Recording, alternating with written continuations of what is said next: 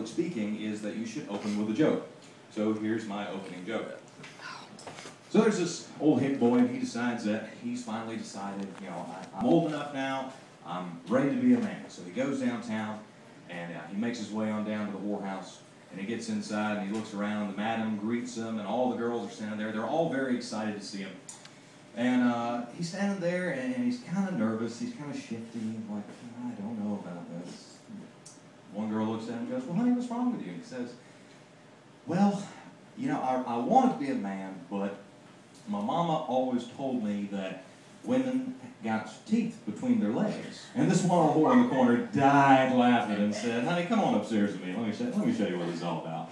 So she gets up on the bed and gets spread out wide. And she says, see, honey, there's nothing to be worried about. You don't have any teeth down there. And the old hick boy says, well, of course you ain't got no teeth. Look at the shape your gums are in.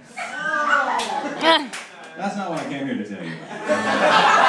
Actually, what I want to talk to you about was I'm a libertarian. It's a third party, which is strange in and of itself, because that's like there's two big parties going on campus, and it's just you and 4 friends with a 6-pack. But one of the big things for us is that we are really, really against the war on drugs. Fuck the war on drugs. Come on, because let's be honest. What this means is that there's a war, and people on drugs are winning it. That's what it really means. How many show of hands, who in here has done drugs? Yeah.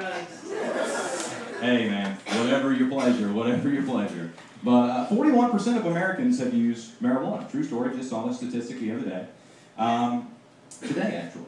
But we're very much against the war on drugs because it's pointless, we're wasting a lot of money, and we're just infringing on people's rights. And the war on drugs claimed another victim today. That's right, that's right. Anyone following the Olympics? There's a young man from New Jersey, the judo. Judo is his sport, and Nick DiPapalo, that's his name. He was suspended today because he tested positive for blood doping, which to me normally means performance-enhancing drugs. But he tested positive for marijuana, which, according to the IOC, is a performance-enhancing drug. Marijuana enhances a lot of things. It enhances the coziness of my couch. It enhances pretty much the taste of anything. But it certainly doesn't fucking empower you. Come on, this guy's, he's fighting judo. Come on. I mean, the only way that marijuana is going to be any sort of a performance-enhancing drug is if the gold medal is replaced with your weight in Doritos.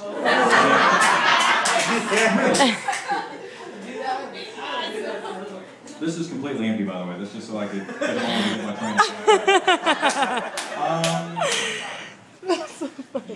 Another topical thing, in case you lived under a rock for the last week, the Chick-fil-A thing. Sam touched on it a little bit earlier today, and it's a phenomenally interesting thing because we have two very different sides of this, and I feel like people should have the right to say what they want to do and do what they want with their money. Now, I support the gay agenda because that's what everyone's trying to make you believe. All the Republicans say there's a gay agenda.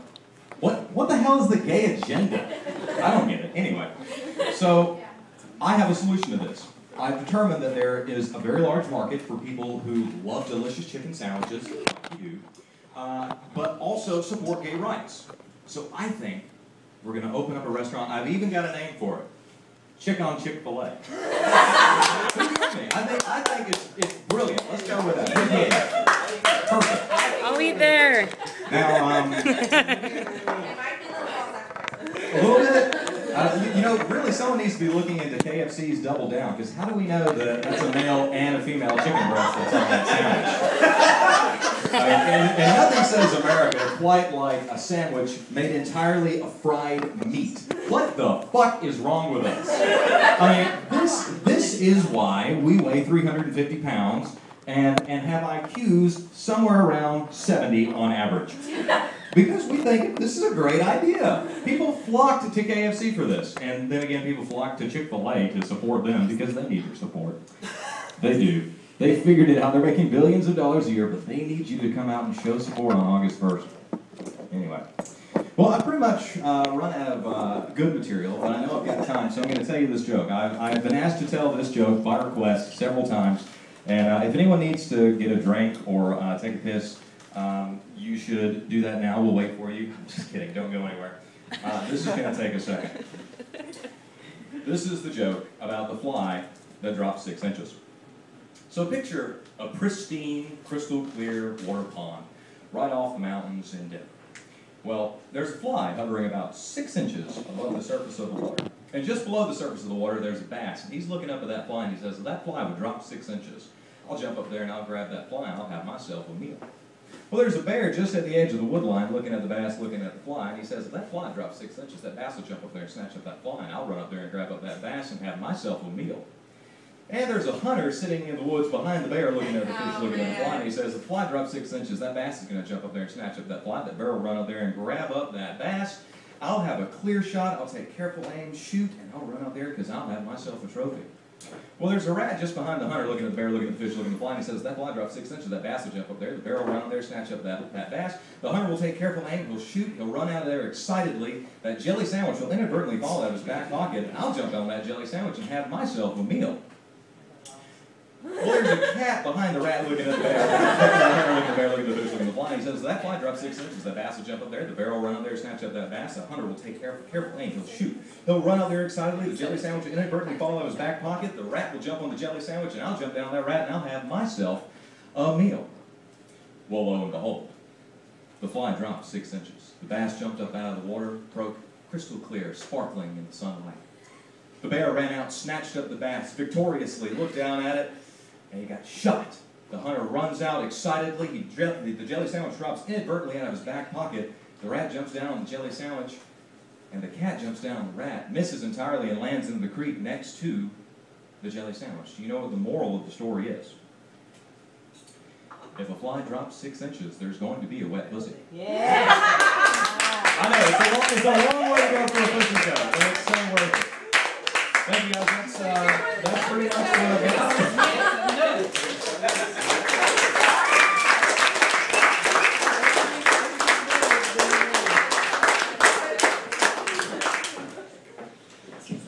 Give it up again for Walter, everybody. I like that disclaimer about that last joke, because I've heard, that's a good joke, but I've heard that joke at parties so many times that whenever I start to hear it, I'm like, now I'm going to go throw up this liquor. But you have time to. I gotta do it anyways. Fresh. That was great. This next comic, Georgia College graduate. I know about it because we post on Facebook about the this of it a lot. It'll work out. Please put your hands together for the very funny Kevin Hall.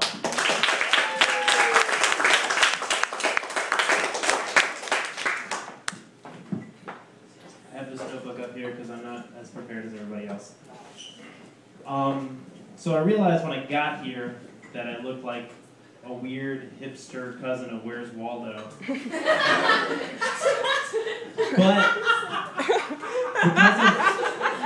because of where I work in South Georgia, it's really easy to spot me because only queers wear skinny jeans.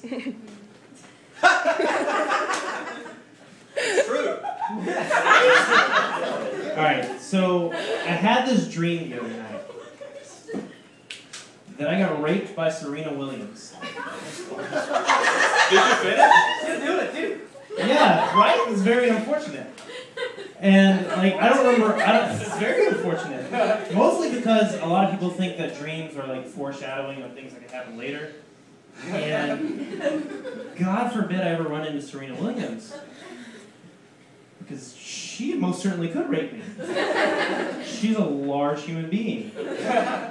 And I would hate to be raped by a large black man.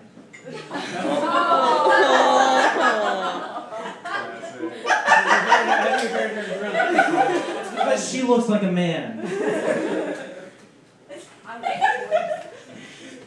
So if you were here last time, you know that I work in Dublin, which is south of here. I have to drive about 45 minutes. And my job is very boring. I post on Facebook a lot, and I still get paid for it. I actually just got promoted, which means I need to post on Facebook more.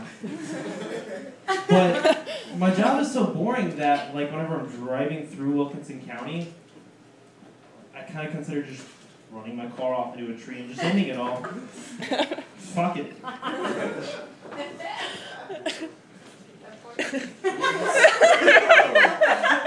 Well, plus I won't get raped by Serena Williams.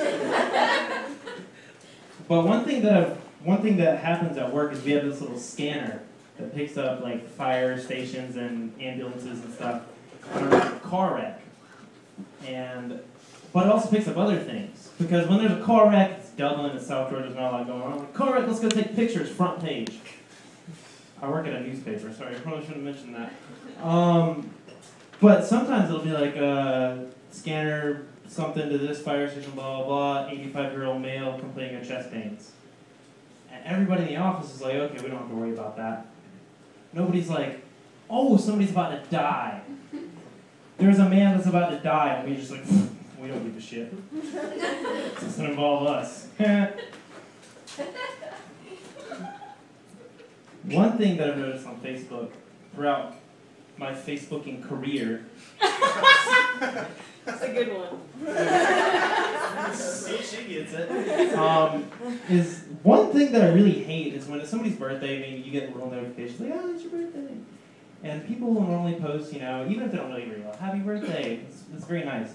One thing I fucking hate is when somebody posts happy birthday with no capitalization, no punctuation, just a happy birthday. Nobody's fucking making you do this. Like, if you don't really like the person, you don't have to tell them a happy birthday. You can just ignore them. You can delete them off your friends list so you don't know that it's their birthday. It doesn't matter. Oh, happy birthday. If somebody came up to you, like in real life, and said, happy birthday.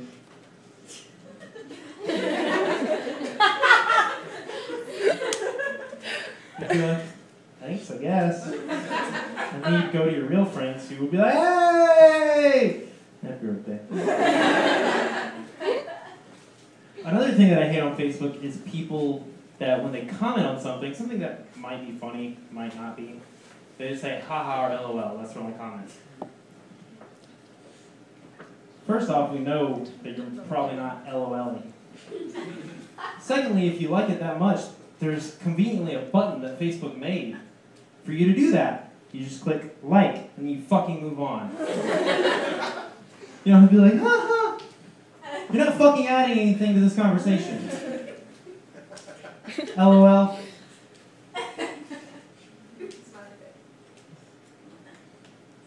See, that would be what it'd be in real life. Like if somebody said something funny, but you didn't really think it was funny, and you were just like...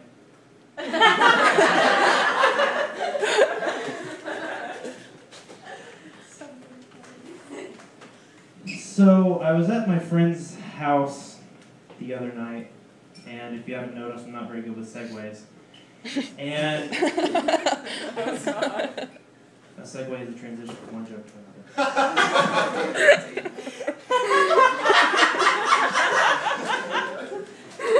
And some of my friends got talking about drugs. I know we talked about drugs before. I smoked weed a few times. But, like, really, I've only smoked weed like 8 times in my whole life. I don't have a problem with it at all. But I end up smoking with either shitty weed or shitty friends. Because if it's shitty weed, then I end up getting like some kind of throat infection or strep throat or something like that. And then it's shitty friends because we're passing the blunt or whatever around. They're just like, oh, I forgot to mention I have strep throat. And thanks, guys. Now I'm going to be sick for the next week. And I don't even like weed that much. But that's one thing that like I get really weird about when I'm around friends or acquaintances or people when I go downtown by myself. And they just start talking about drugs. Like I said, I don't smoke a lot. They're like, yeah, I did acid and this, that, and the other. And I'm like, I drank a beer and took NyQuil once.